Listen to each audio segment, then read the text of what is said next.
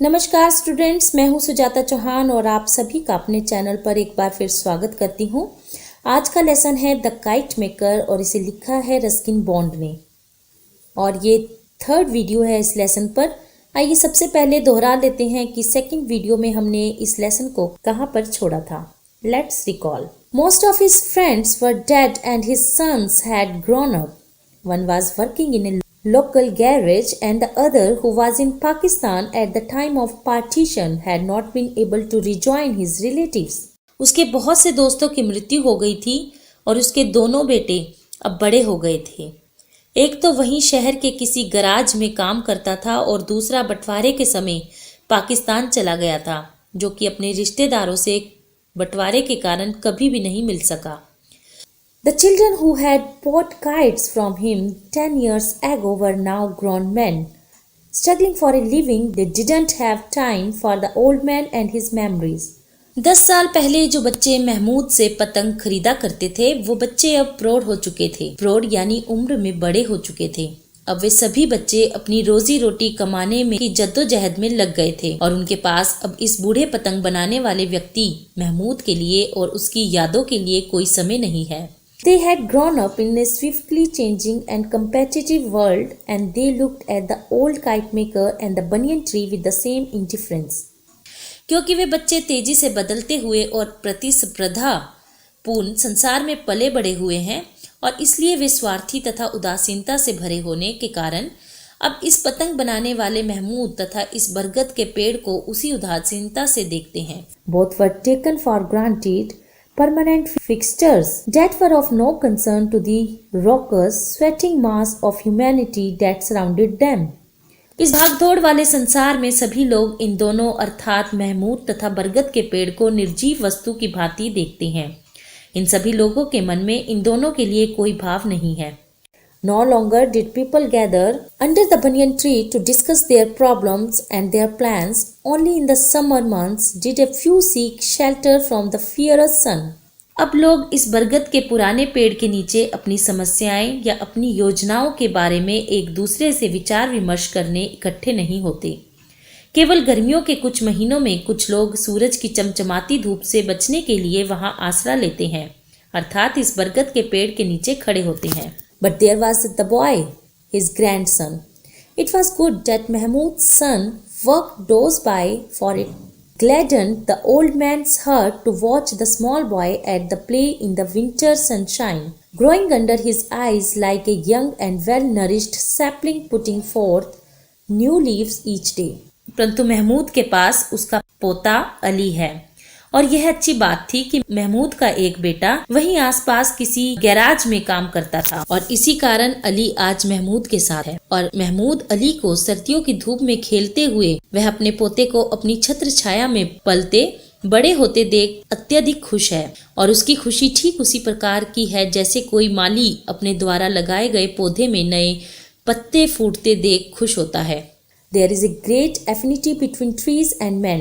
We grow much at the same pace if we are not hurt or starved or cut down. मनुष्य और पेड़ों के मध्य एक घनिष्ठ संबंध है। मनुष्य व पेड़ एक ही गति से बढ़ते हैं अगर कोई हमें नुकसान न पहुंचाए। In our youth we are resplendent creatures, and in our declining years we stoop a little, we remember, we stretch our brittle limbs in the sun, and then with a sigh we shed our last leaves. Mahmud was like the banyan. His hands gnarled and twisted like the roots of the ancient trees. नौजवानी के दिनों में मनुष्य के चेहरे पर एक चमक होती है और इसी तरह से एक छोटे पौधे पर जब नए पत्ते फूटते हैं तो उनके पत्तों में भी एक चमक होती है और वृद्धावस्था आने पर पेड़ तथा मनुष्य दोनों का ही कूब निकल जाता है और वे मुड़ जाते हैं, झुक जाते हैं और मनुष्य बूढ़ा होने पर अपने अंगों को धूप में फैलाता है और अगर हम पेड़ों को वृद्धावस्था में देखें तो वे एक आह के साथ अपने पत्तों को गिराते हैं, अर्थात उनके पत्ते एक आह के साथ झड़ जाते हैं। Ali was like the young mimosa planted at the end of the courtyard. In 2 years, he and the tree would acquire the strength and confidence of their early youth. The voices in the street grew fainter and Mahmud wondered if he was going to fall asleep and dream, as he so often did, of a kite so beautiful and powerful that it would resemble the great white bird of the Hindus' Garud, God Vishnu's famous steed. Mahmood इस पुराने बरगद के पेड़ की तरह है। उसके हाथ बरगद के पेड़ की जड़ों की भांति मुड़ चुके हैं और अली उस मिमोसा पौधे के समान है जिसे महमूद ने अपने आंगन में आखिर में लगा रखा है। आने वाले 2 सालों में अली तथा मिमोसा पौधा दोनों ही अत्यधिक मजबूत और विकसित हो जाएंगे।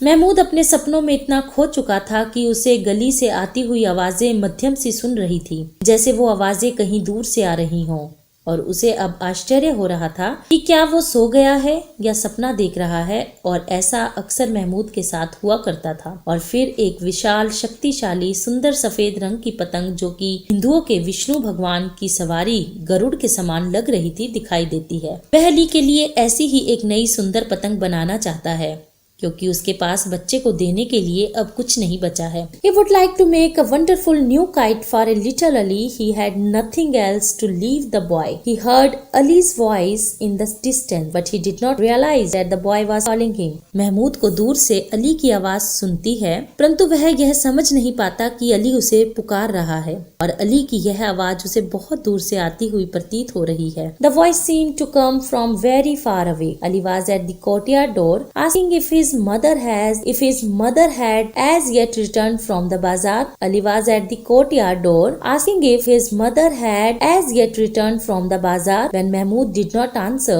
the boy came forward repeating his question. The sunlight was slanting across the old man's head and the small white butterfly rested on his flowing beard. Ali आंगन के दरवाजे पर खड़ा हुआ महमूद से पूछ रहा है कि क्या माँ बाजार से अभी नहीं आई, और जब महमूद ने उसे कोई उत्तर नहीं दिया तो अली थोड़ा सा आगे आता है और फिर से वही प्रश्न दोहराता है। फिर से वही प्रश्न महमूद से पूछता है। सूरज की किरणें तिरछी बूढ़े महमूद के सिर पर पड़ रही हैं और एक छोटी सफेद तितली महमूद की लंबी दाढ़ी पर बैठी हुई है। Mahmood was silent and when Ali put his small brown hand on the old man's shoulder, he met with no response. The boy heard a faint sound like the rubbing of marbles in his pocket. Mahmood शांत है, और जब अली अपना नन्हा हाथ महमूद के कंधे पर रखता है तो महमूद का शरीर कोई प्रतिक्रिया नहीं करता, अर्थात वह स्थिर रहता है। अली को खरखराहट की आवाज सुनाई देती है। यह आवाज ऐसी आवाज थी जो अली को तब सुनाई देती थी जब वह जेब में पड़े अपने कंचों को अपने हाथ से रगड़ता था। Suddenly afraid, Ali turned and moved to the door